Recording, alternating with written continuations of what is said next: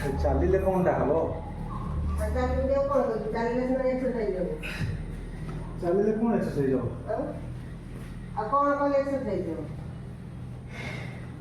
ତୁ ସିନା ଟେମ୍ପା ଟିକେ କରୁଛୁ, ସେ ଦୁନିଆ ଜିନିଷ ତୋର ଏକ୍ସରସାଇଜ ହେଉଛି। ମୁଁ କ'ଣ ତାକୁ ଟେକ୍ କରିବି?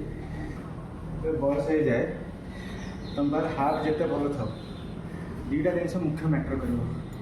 ଗୋଟେ ହେଲା ତୁମର ମାଂସପେଶୀ, ଆଉ ଗୋଟେ ହେଲା ବୋନ୍, ହାଡ଼ର କେତେ ଷ୍ଟ୍ରେନ୍ଥ ଅଛି। ଖାଲି ଚାଲିଲେ କେଉଁ ହାଡ଼ଟା ତୁମର ଷ୍ଟ୍ରଙ୍ଗ ହେବ? ଚାଲିଲେ କ'ଣ ଗୋଡ଼ କେଉଁ ମାଂସପେଶୀଟା ବଢ଼ିବ? ବଢ଼ିବ କିଏ? କିଛି ବଢ଼ିବନି। ତା ପାଇଁ ଦରକାର ରେଜିଷ୍ଟାନ୍ସ ଟ୍ରେନିଂ। ରେଜିଷ୍ଟାନ୍ସ ଟ୍ରେନିଂ ମାନେ କ'ଣ? ଭାରୋତ୍ତୋଳନ ହଉ କି ଛୋଟ ମୋଟ ଜିନିଷ ଉଠେଇବାର ଏକ୍ସରସାଇଜ। ତା ଦ୍ୱାରା କ'ଣ ହେବ? ମାଂସପେଶୀ ବଞ୍ଚିକି ରହିବ ଆଉ ହାଡ଼ ବି ଷ୍ଟ୍ରଙ୍ଗ ରହିବ, ଯାହାଦ୍ୱାରା କି ତୁମେ ଆଉ ବୟସ ହେଲେ ପଡ଼ିବନି। ହେଲା, ଅଧିକାଂଶ ସମୟରେ ସବୁ ଜିନିଷ ଠିକ୍ ଥାଇକି ବି ଲୋକ କେବଳ ପଡ଼ିକି ହିଁ ମାନେ ମୃତ୍ୟୁ ମୁଖକୁ ପଳାନ୍ତି।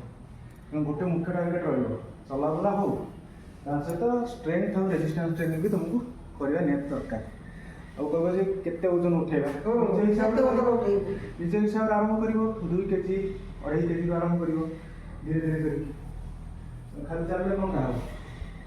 ଆଉ ତାହେଲେ ଉଠେଇବା କ'ଣ? ଉଠିବାକୁ ହେବ।